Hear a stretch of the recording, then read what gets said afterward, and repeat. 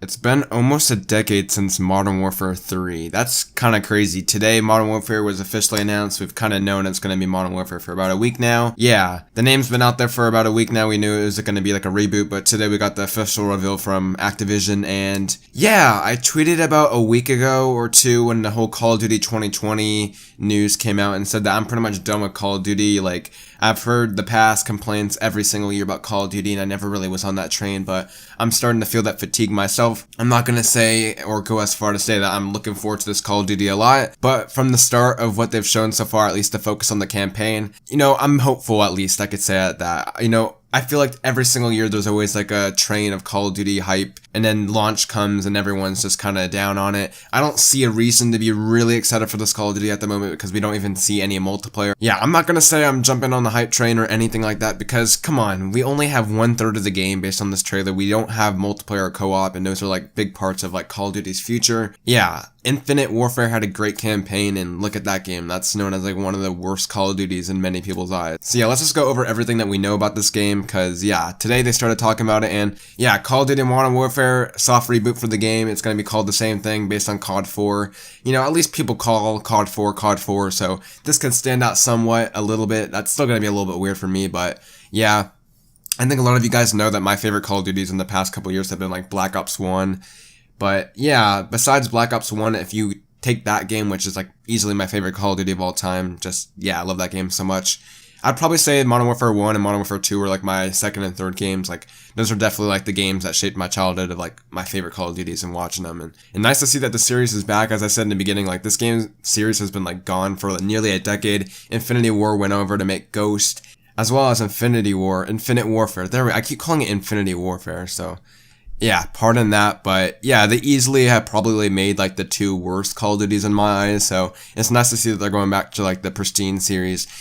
Call of Duty's been known for Black Ops for a while, but I'd say that more so than Black Ops, like in the original days, that Call of Duty was known for Modern Warfare easily more, so it's nice to see the OG kind of franchise back in a way, or the OG series return in that way. So yeah, what do we know? It's coming October 25th, like it's a standard Call of Duty time. It's usually in October or the first week of November, somewhere around there. The big thing is it's going to be cross-play with PS4, PC, and Xbox. Like, yeah, that's like one of the first big AAA games to do that, right? Like, obviously you got the indie games like Fortnite, Rocket League doing that nowadays, but yeah, it's going to be Call of Duty this year, which is pretty interesting. I'm not sure how that will affect PS4 and PC. Like, obviously PC will have an advantage. Not like I really care too much, but yeah, crossplay is a good thing. No season pass is probably the biggest deal for me, because a lot of times when I get a new Call of Duty, like look at Black Ops 4, a lot of times I drop the game and I never come back, strictly because they literally lock people out unless you pay them like $50 for like a year pass, which is ridiculous in my eyes. If you're paying $60 for a base game, something wrong I have with the AAA kind of like industry at the moment in terms of how they like come out with these kind of titles and want to keep, players buying and keep spending like that.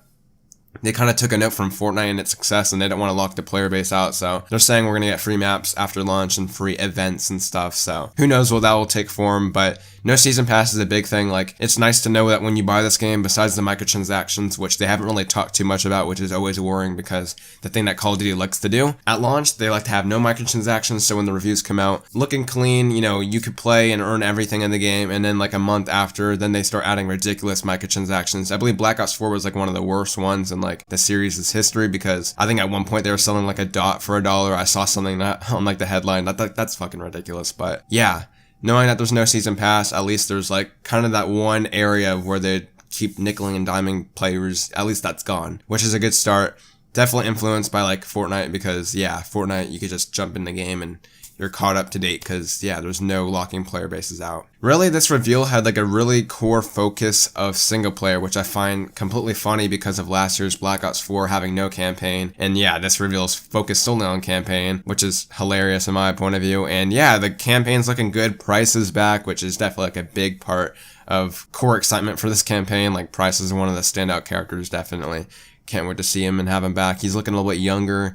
Yeah, this is going to be like a soft reboot, so this isn't going to be, Modern Warfare 4. This is definitely like a new story, but in the same universe, and kind of, yeah, it's going to be something new, but at the same time, it's still Modern Warfare. What makes Modern Warfare, and if that makes sense at all. So really, the campaign's going to have like a core theme of modern day terrorism, which of course that's within the Modern Warfare name, which I'm completely on board for. You remember the Modern Warfare 2 airport mission? Like, it seems it's going to take that, but kind of like make it bigger and have like the whole campaign influence around modern day terrorism. Like, look at the trailer. Like, there was mass shootings, bombings all over the trailer. I'm really interested because, like, you know, they're taking influences of like modern day events and stuff, and just playing through a campaign like that will be pretty neat. It's nice to have something like a little bit more realistic, or like a little bit more on modern day issues, or at least touching on those, because yeah, you look at like Infinite Warfare and, you know, I don't know, it's like really hard to like grasp on those games. Like, it's something, I don't know, not like it needs to be relatable, but it's just nice to have that back after like a long decade without that in a way. So